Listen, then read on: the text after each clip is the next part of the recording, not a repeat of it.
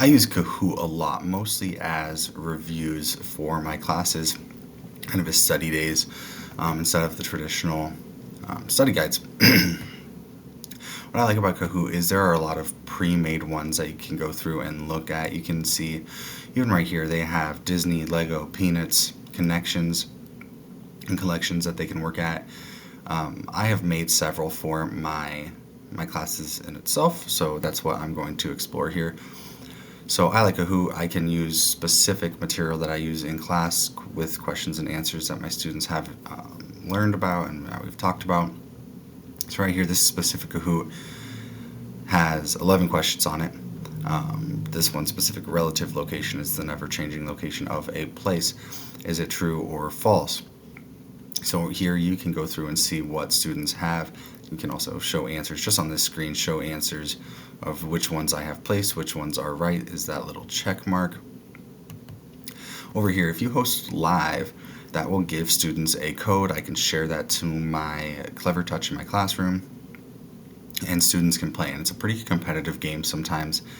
Students can get points by answering the question right and how fast they answer those questions. Those points get added up at each question. It goes up on the board, top 5 student leaderboard of where they're at and what kind of, or what, how many points they are. If a student's answered 10 in a row, it'll pop up with a so-and-so is on a 10-point streak. And it does get pretty competitive. I sometimes make 2 of these so we can kind of go back to back.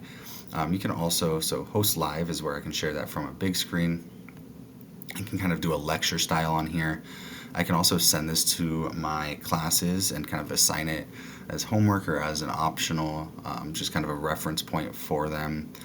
I like this feature down here, the flashcards feature, allows them to pretty much put these into a flashcard style so they would receive relative location and then is this the right one, yes or no, so they can go through and look on their own. Kahoots can get to be pretty fun.